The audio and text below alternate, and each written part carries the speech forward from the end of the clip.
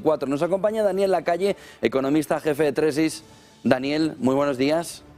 Hola, muy buenos días, ¿cómo estáis? Comentábamos esta mañana la ceremonia de la confusión que empieza a haber sobre todo en la banca privada norteamericana entre una Fed que dice que se mantendrán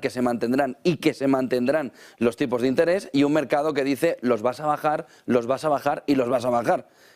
¿Hay opciones de que esa opción del mercado se cumpla a pesar del mensaje de la Fed, viendo lo que históricamente ha sucedido en los momentos de pausa y pivote de la Fed, Daniel?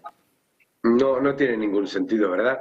Yo creo que si hay algo que todos debemos aprender como operadores de mercado es a no hacer aquello que nos gustaría que pase, pero que nos están diciendo que no nos va a ocurrir, ¿no? El año pasado, el gran error de muchísimos inversores fue apostar a que la Reserva Federal no iba a hacer las subidas de tipos que estaba anunciando, ¿verdad? Y caer en ese mismo error en el año 2023 ya no es aceptable. Y yo creo que lo que está ocurriendo es que hay unas expectativas de bajada de la inflación que no concuerdan en nada ni con las estimaciones de inflación subyacente, ni con las estimaciones, ojo, de inflación titular de los propios organismos internacionales. Y por lo tanto, pues lo que hay que hacer es lo que no para de repetir la Reserva Federal, todos los miembros que tienen acceso a los medios de comunicación lo están diciendo cada semana. La senda de subida de tipos va a continuar y no se va a cambiar. Y de hecho creo que era Goldman Sachs, por lo menos ya empezamos a ver bancos de inversión, sí, Goldman Sachs, que mostraba en sus estimaciones para el año 2023 que la subida de tipos se iba a dar, pero no una bajada de tipos posterior, sino mantenimiento. Junto a ello hemos visto como el Fondo Monetario Internacional en ese informe de inicio de año ha visto que los tres motores o los tres impulsos de la economía, Estados Unidos, Europa y China, podrían gripar en el 23 y ha alertado ya que su crecimiento puede estar, por ejemplo el de China, en un entorno del crecimiento global por primera vez en 40 años y no por encima. ¿Por dónde te viene más preocupación, Daniel? ¿Por Estados Unidos, por Europa o ese movimiento de China que pueda impactar a la economía mundial?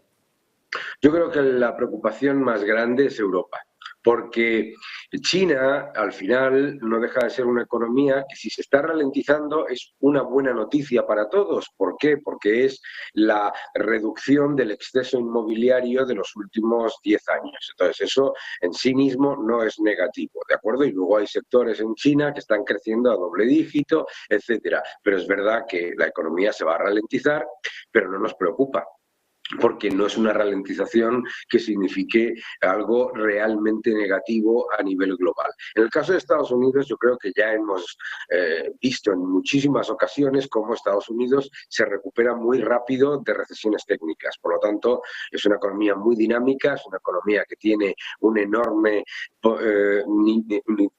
impulso del sector privado, etcétera, y por lo tanto, pues me preocupa muchísimo menos. Y un empleo mucho más robusto. ¿Por qué me preocupa la eurozona y la Unión Europea mucho más? Primero, porque la Unión Europea ya entró en la crisis del COVID-19 con una debilidad estructural. Recordemos que en el cuarto trimestre del año 2019 Alemania estaba al borde de la recesión, Italia y Francia en estancamiento y España en ralentización severa, por ejemplo, ¿no? La enorme mayoría de las economías. Eso antes del COVID.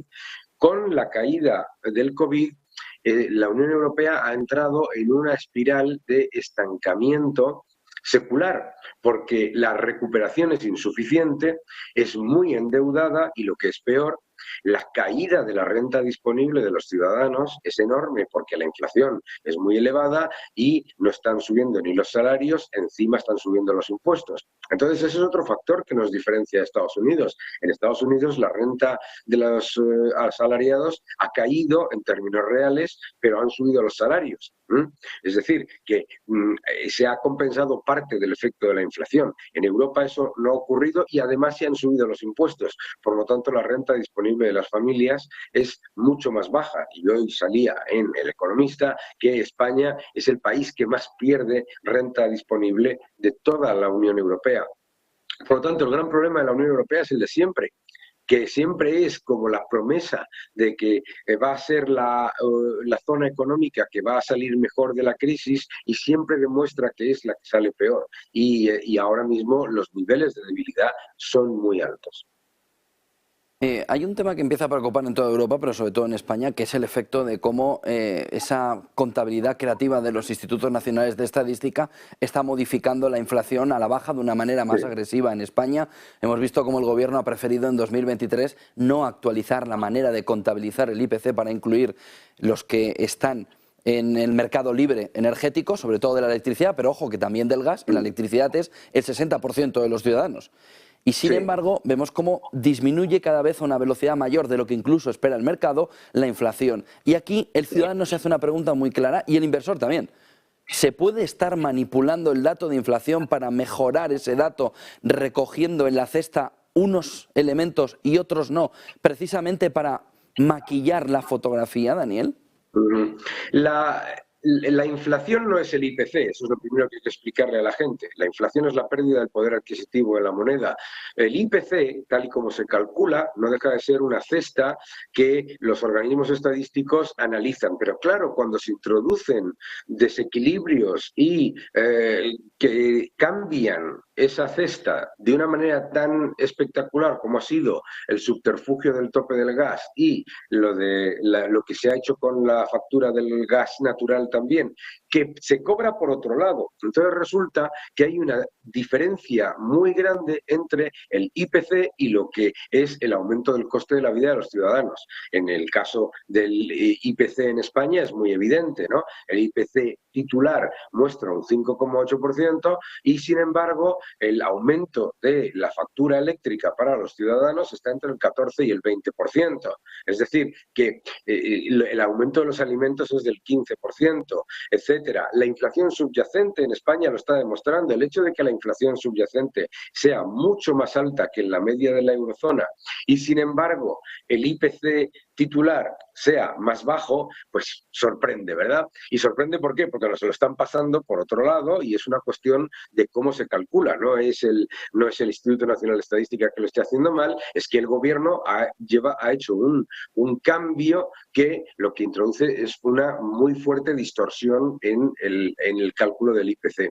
Eso, desafortunadamente, es el pan nuestro de cada día en todo el mundo. Es el pan nuestro de cada día en todo el mundo. En Estados Unidos la inflación también es ligeramente inferior por cómo se calculan el coste de los alquileres. En otros países también se hace, pero no de una manera tan evidente, es decir, no de una manera tan evidente que signifique una diferencia radical entre lo que pagan los ciudadanos y lo que aparece en el IPC. En cualquier caso, da igual, porque los ciudadanos, cada uno de nosotros, sabemos lo que ha aumentado el coste de la vida, ¿no? Y yo creo que la distorsión que se genera entre unos IPCs que muestran siempre cifras significativamente inferiores al aumento del coste de la vida es muy evidente. Era muy evidente en el año 2019. En el año 2019, cuando nos decían que no había inflación, los